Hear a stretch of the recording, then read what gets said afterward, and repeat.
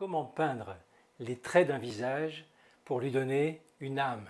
Comment peindre un portrait et parvenir à donner une personnalité en faisant ressortir ses émotions? Alors j'ai choisi de peindre Harrison Ford dans le rôle d'Indiana Jones avec cette expression si caractéristique du personnage. Regardez ce visage légèrement asymétrique, avec ce sourire notamment asymétrique, avec un œil fermé, un œil ouvert. Vous voyez, c'est très expressif. Indiana est très expressif et j'ai essayé de retranscrire son visage réjoui et je vais vous montrer les différents éléments importants pour la construction de ce tableau. Alors j'ai choisi de peindre ce portrait sur un fond rouge, donc d'un rouge assez intense, et j'ai commencé par une ébauche avec un noir pur pour les valeurs les plus foncées, et j'ai ajouté en dernier quelques touches un peu plus claires pour montrer déjà un petit peu la différence entre les zones sombres et les zones lumineuses. Je vais commencer à poser des touches de couleur sur l'ensemble du visage côté éclairé, en observant bien sûr des repères. Vous remarquez que j'utilise pour cela un pinceau à bout plat assez large pour éviter de tomber dans le piège des détails. À ce stade, pas de détails, on est d'accord. On va remplir en jouant sur les couleurs avec des mélanges ocre-jaune, rouge-vermillon, une pointe de bleu céruléum par moment et bien sûr du blanc pour les tons les plus clairs. Mais pour les touches foncées, uniquement rouge et ocre-jaune, pas de blanc. Et comme je transgresse volontiers les règles, je vais déjà ajouter quelques petites lumières sur le bout du nez et au-dessus de la lèvre supérieure. En fait, on devrait commencer par les tons foncés et finir par les plus clairs. Mais je le fais rarement. Pourquoi? Parce que peut-être je suis trop pressé et que je veux déjà voir l'effet de contraste avant que ce soit complètement fini. Mais si vous débutez, vous pouvez évoluer de façon plus classique, c'est-à-dire en commençant par les foncés et en terminant par les clairs pour la fin.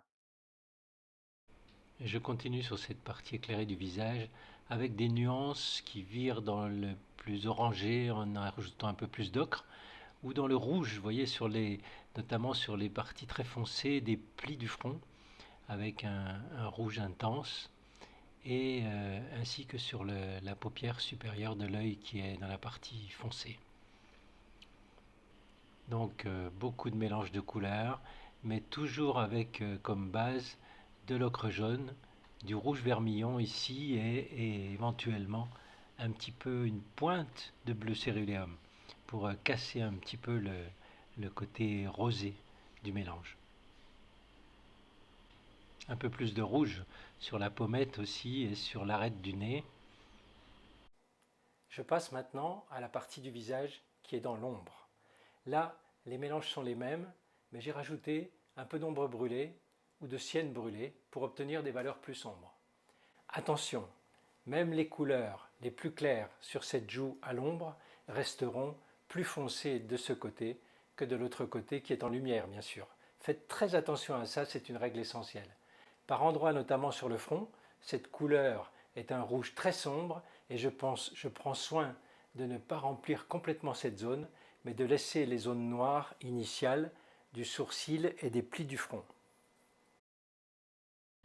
Donc pour ces zones très foncées, vous voyez que j'ajoute un rouge très intense. Mais et pour la joue, pour l'endroit qui est situé sous son œil semi-fermé, j'utilise un ton un peu plus orangé qui va montrer un peu, donc qui va exprimer un peu plus le côté un peu plus lumineux de cette zone. Toujours des touches larges et qui se rejoignent ou pas. Et on va arriver comme ça progressivement à rendre cette partie plus foncée de sa joue droite. Je reviens encore sur l'arête du nez.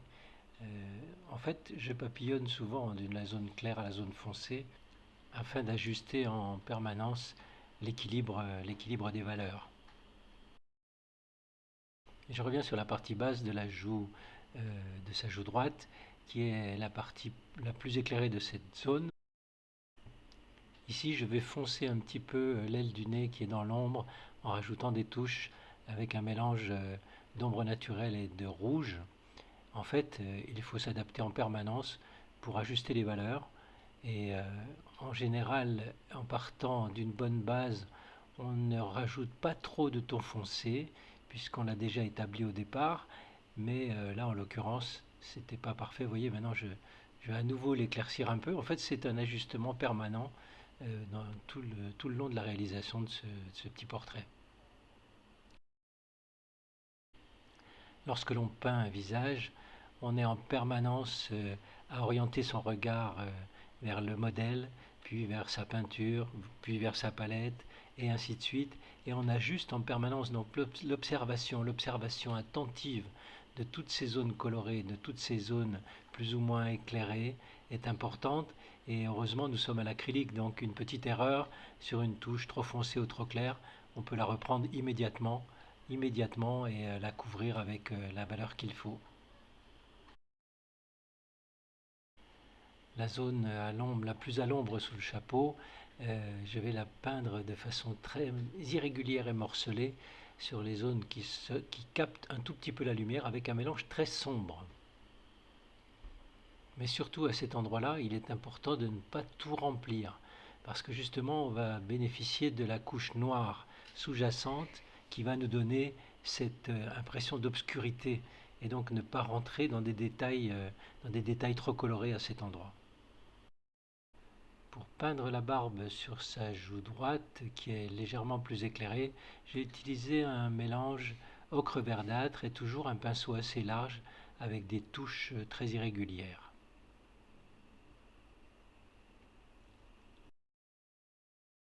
Et j'accentue un peu tout ça en descendant jusqu'au menton avec la même méthode, le même pinceau et le même mélange, un tout petit peu plus foncé quand je me rapproche du centre du visage.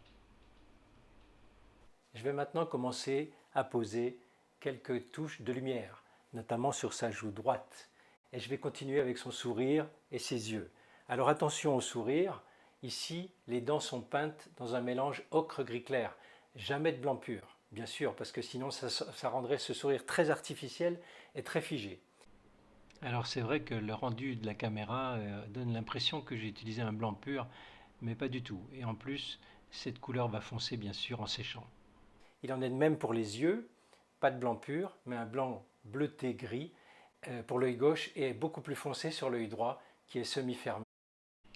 Et à l'aide du petit pinceau fin, je vais tout de suite ajouter l'éclat de lumière sur le centre de l'œil avec du blanc pur sur l'œil gauche et un blanc grisé, gris bleuté sur son œil droit qui reflète bien sûr moins la lumière. Les yeux sont souvent considérés comme les fenêtres de l'âme, alors assurez-vous de les peindre avec soin. Pour les lèvres, j'ai utilisé le même mélange mais beaucoup plus rosé et j'utilise toujours, vous voyez, ce pinceau assez large. Alors n'oubliez pas que les lèvres sont plus rosées vers la commissure et plus orangées en périphérie.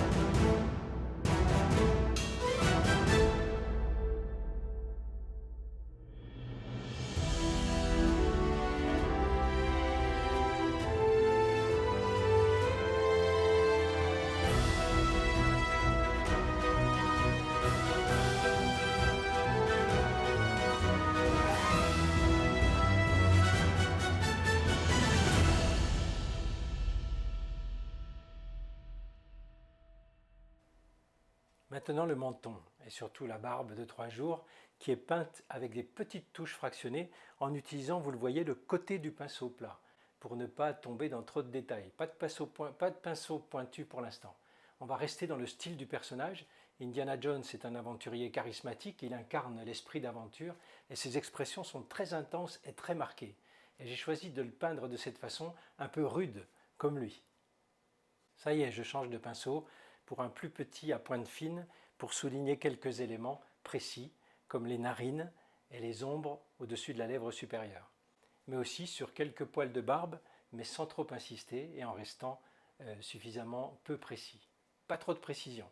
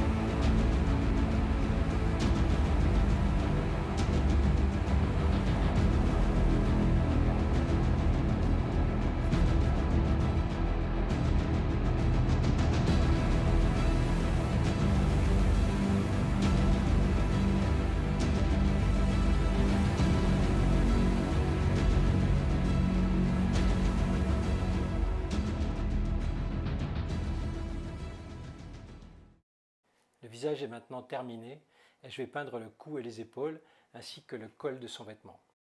Alors toujours de larges touches, en restant sombre bien sûr dans la partie centrale et en utilisant des valeurs beaucoup plus claires sur les zones en lumière, notamment sur les épaules.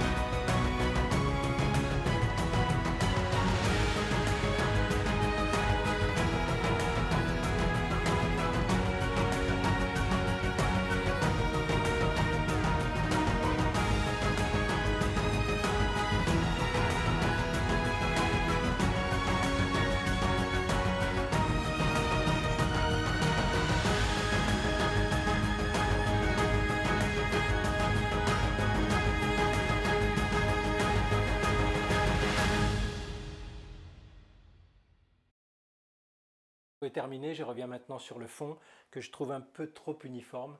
Donc je vais rajouter du rouge pour rester dans cette couleur parce que c'est la couleur de base, mais en posant quelques touches plus claires avec soit du vermillon pur, soit un mélange vermillon plus orange. J'utilise pour ça un pinceau très large, vous l'avez vu, et j'évite de tout remplir bien sûr pour garder ce style moderne.